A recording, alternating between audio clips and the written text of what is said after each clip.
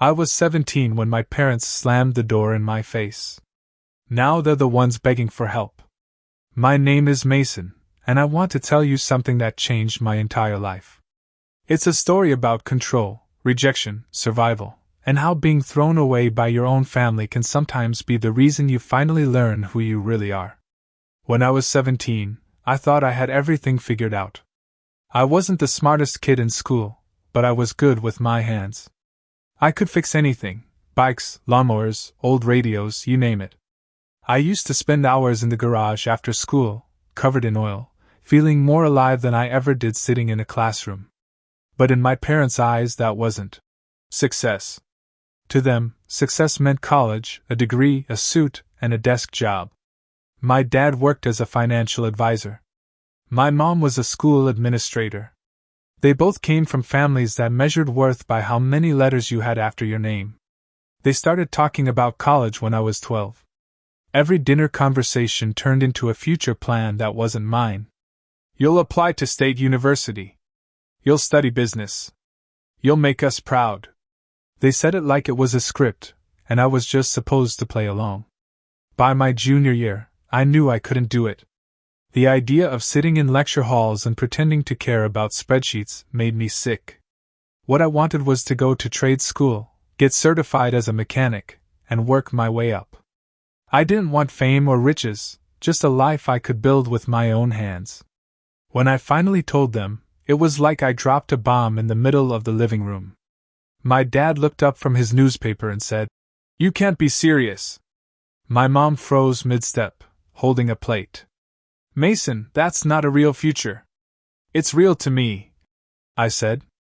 "I've already talked to a local trade school. I can start right after graduation." My father folded his newspaper and looked at me with that cold, disappointed stare he used when I got a B on a test. "You're not wasting your life fixing cars. You'll go to college like we planned." I remember my heart racing. My hands were shaking, but I held my ground. "You planned it, not me." He stood up. "Don't take that tone with me, young man. You live in this house, you follow our rules," I said quietly. "Then maybe I need to find my own house." The silence that followed felt like the world stopped breathing. My mom's eyes filled with tears. My dad pointed toward the door. "If you walk out, don't expect to come back." And that's exactly what I did. That night, I packed a bag, just a few clothes, my old photo album, and my small toolbox. I didn't even know where I was going. I just knew I couldn't stay. When I stepped outside, it was freezing. The street light in front of our house flickered like it was warning me, this was it. The point of no return. I slept in my car behind a grocery store that first night. It was cold, uncomfortable, and terrifying. The next morning, I sat there staring at my hands, wondering what I'd done. Was I really free, or just stupid? The days that followed were a blur. I showered at the gym where I managed to get a part-time cleaning job. They paid me minimum wage, but at least I had a locker and a hot shower. I spent most nights in my car, parked in different spots so no one would call the cops. One morning I saw a "Help Wanted" sign at a small auto shop on the edge of town. The place was old, the sign half-faded, but it felt like fate. I walked in and met Rick, the owner. A tall man in his 50s, gray beard, grease on his hands. "You know anything about engines, kid?" he asked, wiping his hands on a rag. I said, "A little. Enough to know I want to learn." He smirked. "You can start cleaning the floors. If you're not useless, I'll teach you something." That was my first real job. The shop smelled like oil, metal, and burned rubber, but to me, it smelled like hope. Rick was tough, but fair. He'd yell when I messed up, but he'd also stay late to show me how to fix it.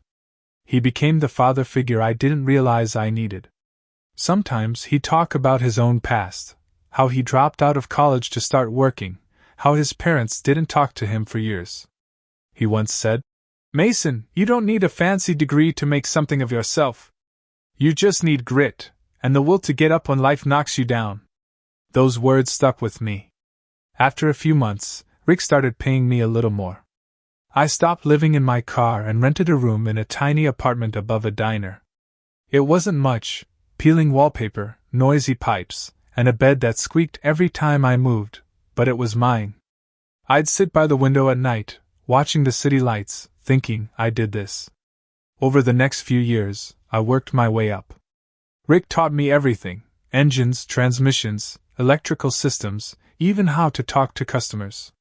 He trusted me with real jobs, and before long, people started asking for me by name. I saved every penny I could. I skipped nights out, fixed old parts to save money, and slowly built my dream. By 25, I'd saved enough to open my own garage. Rick helped me find a cheap space, and we spent 2 months cleaning it, painting it, and setting up old equipment. When I opened the doors for the first time, I cried. It felt surreal, from a kid sleeping in a car to owning a business. Business was slow at first, but I built a reputation for being honest and hardworking. Soon I had regulars. I hired 2 young guys, both from rough backgrounds, and taught them what Rick taught me. I wanted them to have the same chance I did. Then, one evening, my phone buzzed with a number I didn't recognize.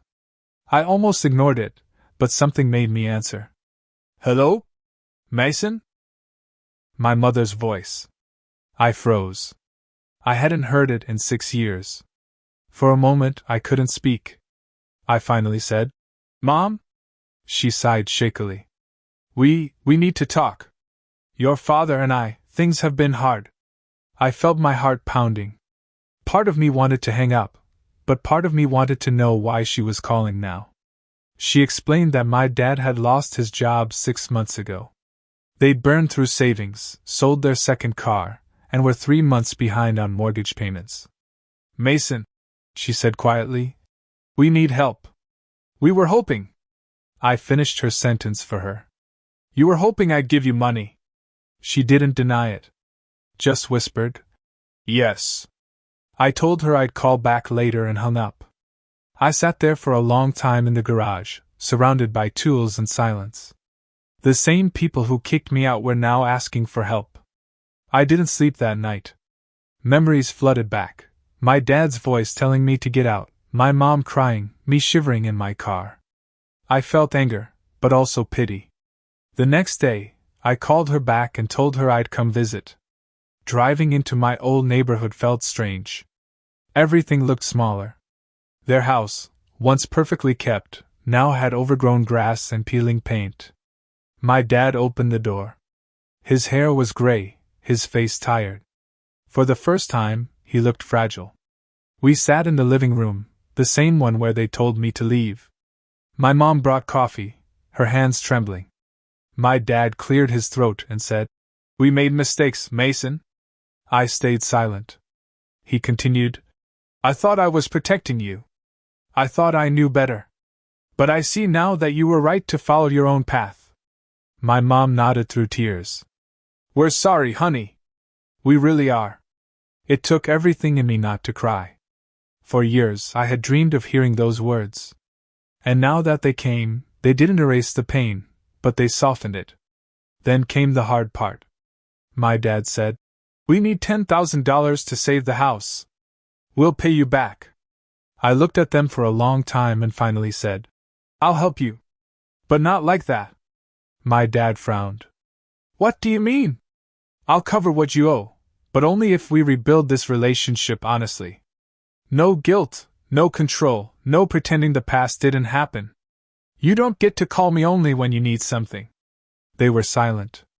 My mom reached for my hand and whispered, "We understand."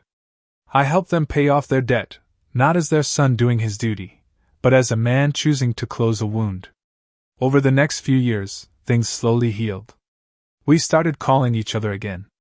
Birthdays, holidays, small talk. They even came to my shop one day. My dad walked around, inspecting everything like he always did, then turned to me and said, "You built this yourself?" I nodded.